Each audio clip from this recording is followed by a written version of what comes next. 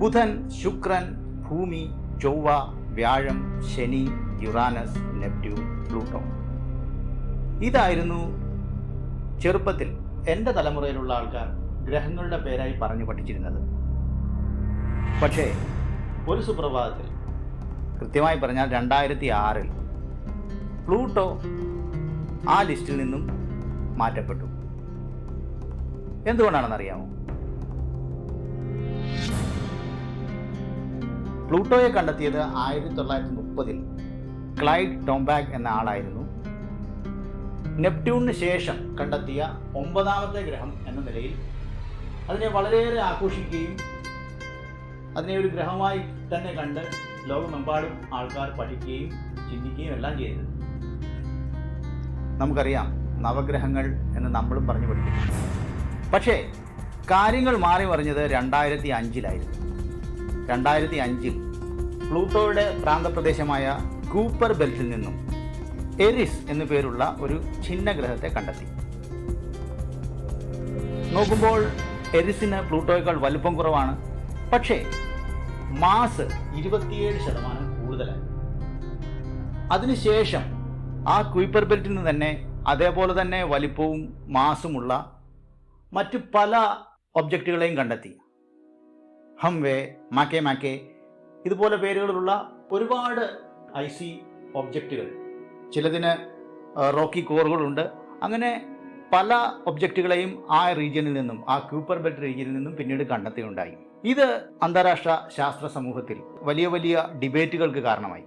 അപ്പോൾ international astronomical union IAU എന്ന് പറയുന്ന സംഘടന മുന്നോട്ട് വരികയും അവർ ഒരു ഗ്രഹത്തെ ഗ്രഹമായി കാണുന്നതിനേക്കായി 3 നിബന്ധനകൾ മുന്നോട്ട് വയ്ക്കുകയും ചെയ്തു.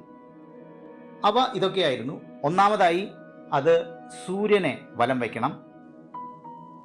2, സ്വന്തം ഗ്രാവിറ്റി കൊണ്ട് ഗോളാവസ്ഥ പ്രാപിക്കാനുള്ള കഴിവുണ്ടായിരിക്കണം. 3, സ്വന്തം ഭ്രമണപഥത്തിൽ മറ്റ് വസ്തുക്കൾ ഉണ്ടാവാൻ പാടില്ല.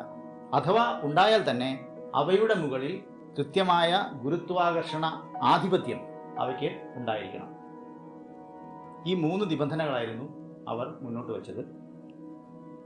ഈ പറഞ്ഞ നിബന്ധനകളിൽ ആദ്യത്തെ 2 കണ്ടീഷൻസും പ്ലൂട്ടോയ്ക്ക് പാലിക്കാനായി. ഒന്നാമതായി, അത് സൂര്യനെ വലം വയ്ക്കുന്നുണ്ട്. രണ്ടാമതായി, അതിന് സ്വന്തം ഗ്രാവിറ്റി കൊണ്ട് ഗോളാവസ്ഥ പ്രാപിക്കാനുള്ള കഴിവുണ്ട്, അത് ഗോളമാണ്. പക്ഷേ ഈ 3ാമത്തെ കണ്ടീഷൻ, സ്വന്തം ഭ്രമണപഥത്തിൽ മറ്റു വസ്തുക്കൾ ഉണ്ടാവാൻ പാടില്ല. അതിൻ്റെ ഭ്രമണപഥത്തിൽ, അത് കൂപ്പർ ബെൽറ്റിനുള്ളിലായതുകൊണ്ട് അതിൻ്റെ ഭ്രമണപഥത്തിൽ മേൽപ്പറഞ്ഞ മറ്റു വസ്തുക്കളെല്ലാം ഉണ്ട്, ഒരുപാട് വസ്തുക്കളുണ്ട്. അതിൻ്റെ മുകളിൽ ഗുരുത്വാകർഷണപരമായ യാതൊരു ഇൻഫ്ലുവൻസും, യാതൊരു സ്വാധീനവും ചെലുത്തുവാനുള്ള കഴിവ് പ്ലൂട്ടോയ്ക്ക് നിർഭാഗ്യവശാൽ ഇല്ലാതെയായിപ്പോയി. നമുക്കറിയാം, മറ്റ് ഗ്രഹങ്ങളെ നോക്കുകയാണെങ്കിൽ, സൗരയൂഥത്തിലെ മറ്റ് ഗ്രഹങ്ങളെ നോക്കുകയാണെങ്കിൽ, ഉദാഹരണത്തിന് ഭൂമിക്ക് ആകെ ഒരു സാറ്റലൈറ്റേ ഉള്ളൂ, നമ്മുടെ ചന്ദ്രൻ. ആ ചന്ദ്രൻ്റെ മേൽ കൃത്യമായ ആധിപത്യം, ഗുരുത്വാകർഷണ ആധിപത്യം ഭൂമിക്കുണ്ട്. അതേപോലെ ജൂപ്പിറ്റർ, സൗരയൂഥത്തിലെ ഏറ്റവും വലിയ ഗ്രഹമായ ജൂപ്പിറ്റർ, ഏതാണ്ട് 97 സാറ്റലൈറ്റുകൾ ജൂപ്പിറ്ററിന് ഇതുവരെ കണ്ടെത്തിയിട്ടുണ്ട്. അവയെല്ലാം കൃത്യമായി തന്നെ ജൂപ്പിറ്ററിൻ്റെ ഗുരുത്വാകർഷണ അധീനതയിലാണ്. അവ ജൂപ്പിറ്ററിനെ വലം വയ്ക്കുന്നുമുണ്ട്. പക്ഷേ തീരെ കുറഞ്ഞ മാസ് കാരണം ആ മേഖലയിലുള്ള ഒരു ഒബ്ജക്റ്റിൻ്റെ മുകളിലും കൃത്യമായൊരു സ്വാധീനം ഏൽപ്പിക്കുവാനുള്ള കഴിവ് പ്ലൂട്ടോയ്ക്ക് ഇല്ലാതെയായിപ്പോയി. എന്തിനേറെ പറയുന്നു, അതിൻ്റെ സ്വന്തം സാറ്റലൈറ്റായ, അതായത് അത് നേരത്തെ വിചാരിച്ചിരുന്നത് പ്ലൂട്ടോയ്ക്ക് ഒരു സാറ്റലൈറ്റ് ഉണ്ടെന്നായിരുന്നു, അതിൻ്റെ പേര് ഷാരോൺ എന്നാണ്. അതിൻ്റെ മുകളിൽ പോലും കൃത്യമായ ഒരു ഗ്രാവിറ്റേഷൻ ഇൻഫ്ലുവൻസ് കൊടുക്കുവാനുള്ള കഴിവ് പ്ലൂട്ടോയ്ക്കില്ല. കാരണം ഷാരോൺ ഒരിക്കലും പ്ലൂട്ടോയെ വലം വയ്ക്കുകയല്ല. ഷാരോണും പ്ലൂട്ടോയും ഒരു കോമൺ മാസ് സെൻറ്ററിനെ, അതിന് ബാരി സെൻറ്റർ എന്നാണ് പറയുന്നത്, അതിനെ വലം വയ്ക്കുകയാണ്. കാരണം ഷാരോണിന് പ്ലൂട്ടോയുടെ ഏതാണ്ട് പകുതി മാസോളം ഉണ്ട്. അതുകൊണ്ട് തന്നെ ഇവ രണ്ടും അന്യോന്യം, അതായത് ഒരു കോമൺ സെന്ററിനെ വലം വയ്ക്കുകയാണ്. ഇങ്ങനെയൊക്കെ ആയതുകൊണ്ട് പ്ലൂട്ടോയെ ഒരു ഗ്രഹമായി കണക്കാക്കിയാൽ തന്നെ പ്ലൂട്ടോയോടൊപ്പമുള്ള കുയിപ്പർ ബെൽറ്റിലെ മറ്റ് ഡ്വാർഫ് പ്ലാനറ്റുകളെ എല്ലാം തന്നെ ഗ്രഹങ്ങളായി തന്നെ കണക്കാക്കേണ്ടി വരും. അത് ലേശം ബുദ്ധിമുട്ടുള്ള കാര്യമായതുകൊണ്ട് പ്ലൂട്ടോയെയും ഷാരോണെയും ഒരുമിച്ച് ചേർത്ത് ഒരു ബൈനറി ഡ്വാർഫ് പ്ലാനറ്റ് സിസ്റ്റം എന്നൊരു കാറ്റഗറിയിലാക്കി പ്ലാനറ്റ്സിന്റെ ലിസ്റ്റിൽ നിന്നും ഒഴിവാക്കുകയായിരുന്നു. എന്തൊക്കെ പറഞ്ഞാലും പ്ലൂട്ടോയെ ഒരു ഗ്രഹമായി പറഞ്ഞു പഠിച്ച ഒരു തലമുറയ്ക്ക് ആ ഒരു ഇമോഷണൽ കണക്റ്റ് എപ്പോഴും ആ പ്ലാനറ്റിനോടുണ്ട്. ഒരു നൊസ്റ്റാൾജിക് ഫീലിംഗ് ആണ് വരുന്നത്. ലോകമെമ്പാടും പ്ലൂട്ടോയെ ഒഴിവാക്കിയിട്ട് പ്രതിഷേധിച്ച് ഒരുപാട് ക്യാമ്പയിനുകൾ നടന്നിരുന്നു.